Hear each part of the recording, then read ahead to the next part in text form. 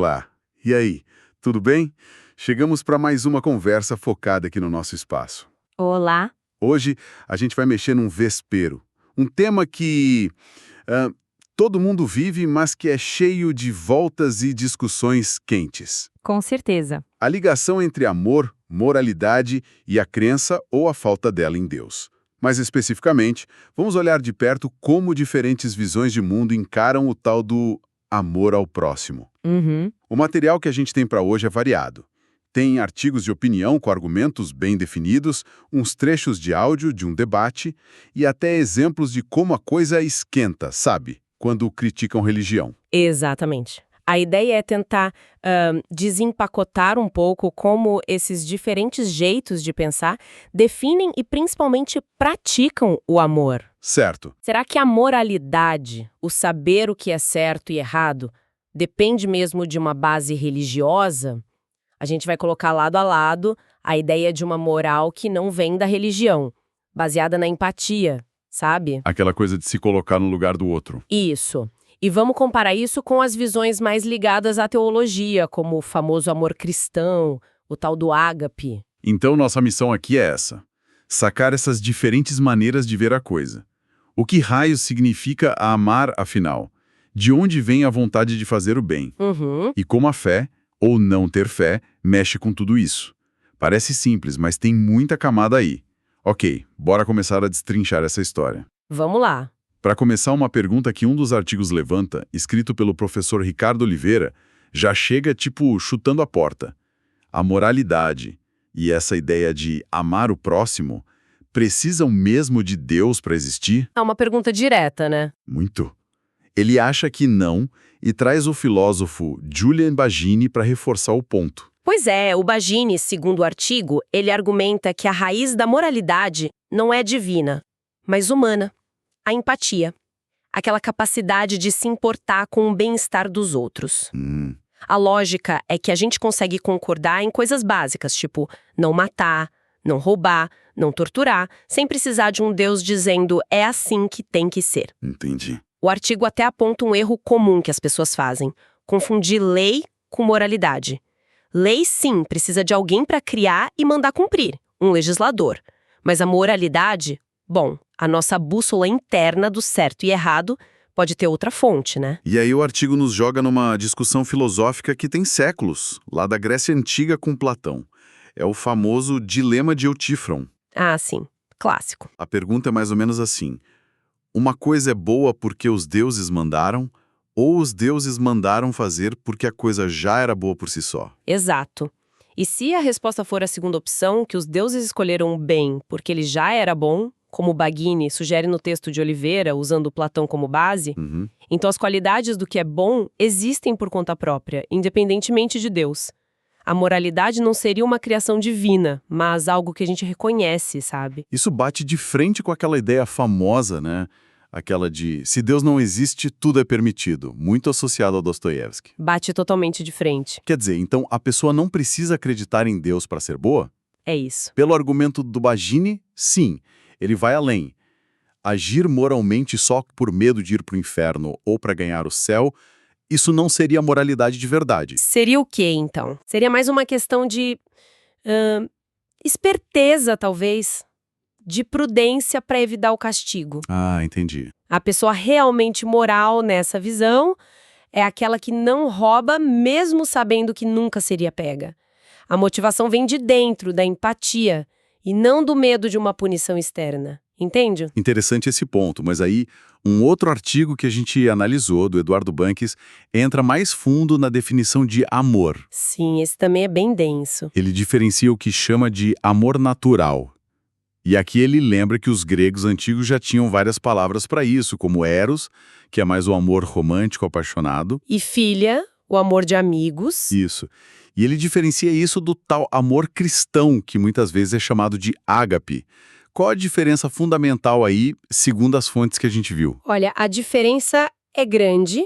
O ponto de vista teológico, como da graça comum que o Calvino falava. Que foi citado no debate que o Banks reportou, né? Pelo Vitor Hugo de Souza Carneiro. Isso, exatamente. Essa visão traz uma ideia curiosa. Mesmo quando alguém que não é cristão faz algo bom, ajuda alguém, demonstra compaixão, Sim. segundo essa visão, isso não seria uma capacidade puramente humana de amar. Seria, no fundo, um reflexo, mesmo que imperfeito, da imagem de Deus naquela pessoa. Um presente de Deus, digamos assim. Ah, como se fosse um dom. Um dom, isso, que permite alguma ordem e virtude no mundo, mesmo entre os que não creem nele. Não seria algo que o ser humano produz por si só, sabe? Entendi. Então, mesmo a bondade de um ateu seria, para essa visão teológica, uma graça divina sem que ele saiba? Basicamente isso. É como se Deus desse esses dons de bondade para manter a sociedade funcionando minimamente. Mas aqui é que a porca torce o rabo, né? Imagino. Por quê? Porque as críticas que a gente viu nas fontes, tanto do Banks quanto do Jorge Pires, lá no material em áudio, questionam forte essa ideia. E o que eles dizem? Como eles rebatem isso? Bom, o Banks, por exemplo, olha para essa explicação da graça comum e diz que parece um argumento meio circular, sabe? Que não prova nada. Uhum. E ele também chama de apelo à ignorância, ou o famoso Deus das lacunas. Quando a gente não entende algo, tipo, por que pessoas não religiosas são boas? A explicação pronta foi Deus. Preenche-se a lacuna do conhecimento com Deus. Faz sentido a crítica. E o Jorge Pires, no áudio? O Jorge Pires, no áudio, vai numa linha um pouco diferente, mas também crítica. Ele pega frases comuns como Jesus te ama e sugere que elas podem ser usadas de forma manipuladora. Manipuladora? Como assim? Quase como uma chantagem emocional, sabe? Tipo, ele te ama, então você tem que ser grato, você tem que aceitar isso aqui.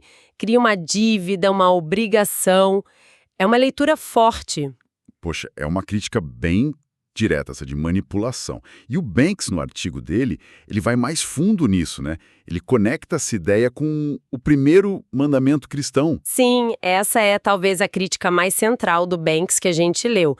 Ele argumenta que o mandamento de amar a Deus sobre todas as coisas, bom, ele sugere que isso pode, na prática, dificultar ou até impedir que os cristãos amem o próximo pelo que ele é, como pessoa. Mas por quê? Qual a lógica dele? Porque, segundo ele, o outro indivíduo acaba sendo visto não por seu valor próprio, mas principalmente como um reflexo de Deus, a tal imago Dei. Ah, a imagem de Deus. Exato. E o Banks chega a questionar se isso não vira uma forma de narcisismo, amar no outro apenas o que reflete o seu próprio Deus ou até de dominação. Dominação, como assim? Ele dá exemplos disso. Ele cita exemplos históricos que, na interpretação dele, mostram essa lógica em ação, sabe?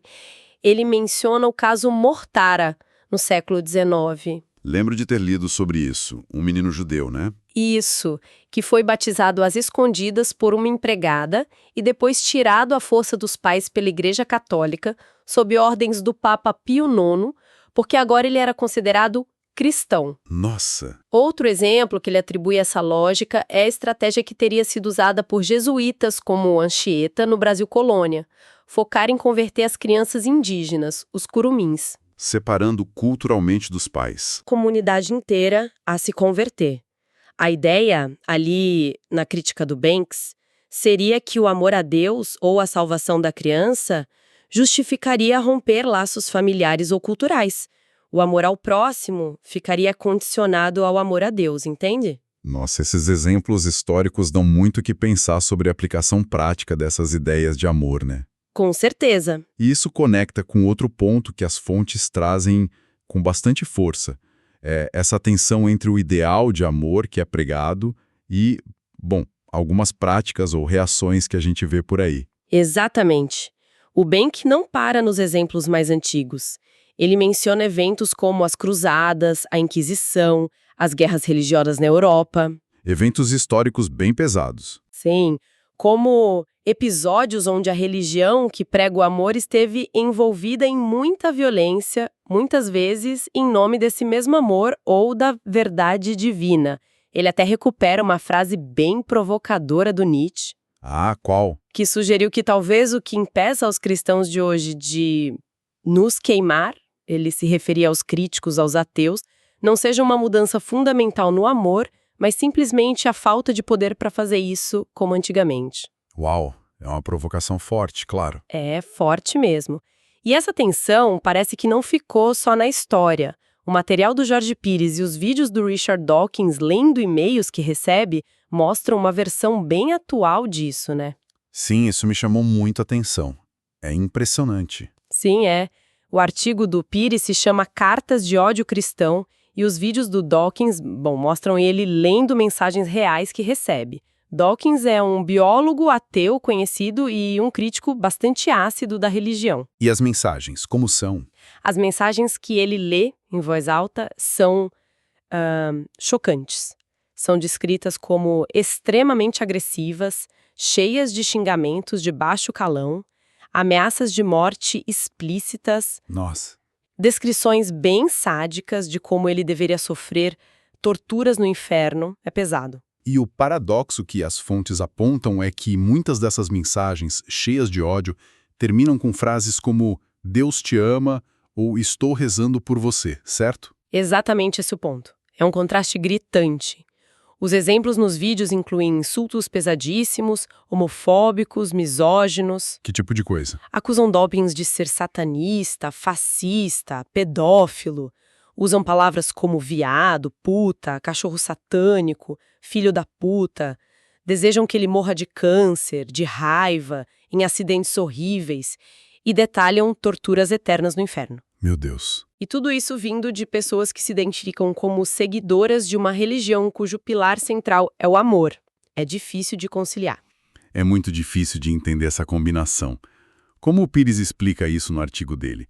Ele acha que são só uns malucos isolados ou tem algo mais sistêmico aí? A análise do Pires sugere que não são apenas maçãs podres, como se diz.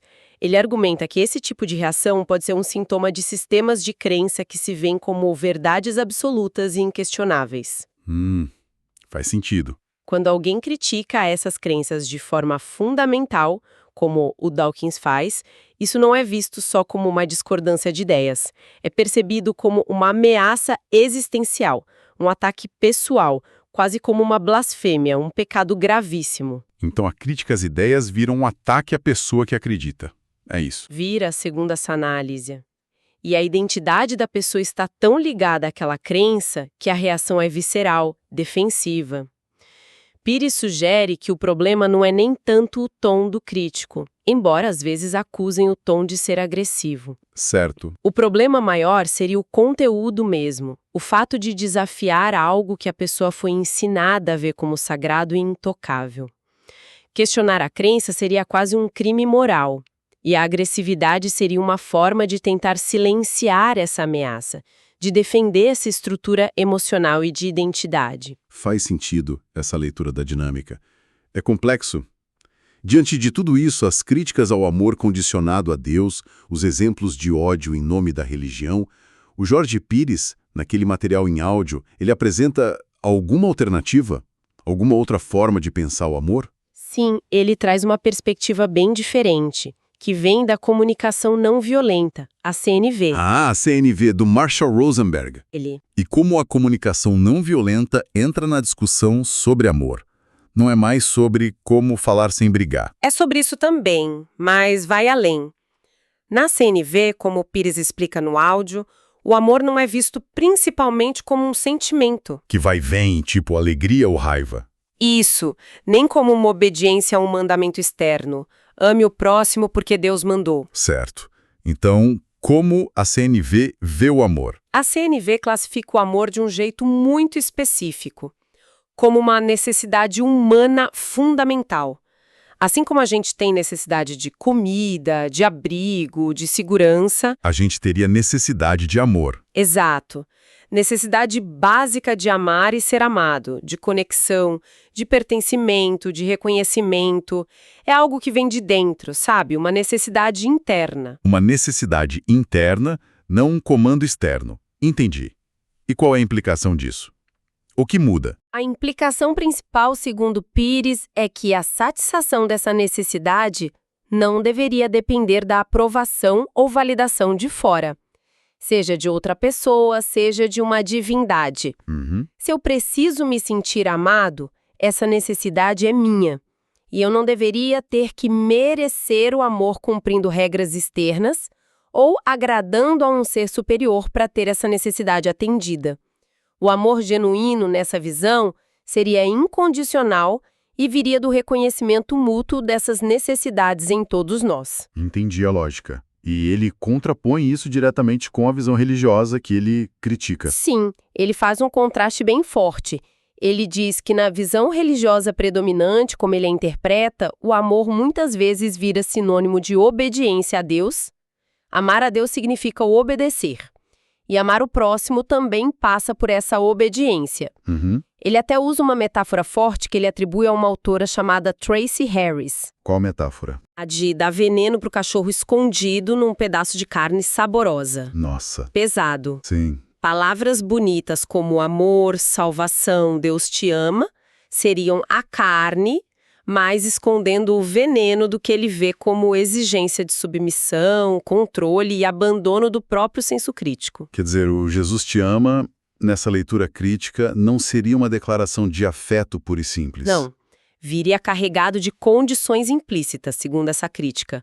Ame de volta, obedeça, acredite nisso aqui, se não, você já sabe o que acontece. É uma visão bem crítica mesmo, essa da CNV, aplicada por ele à religião. Uau, bastante coisa para processar.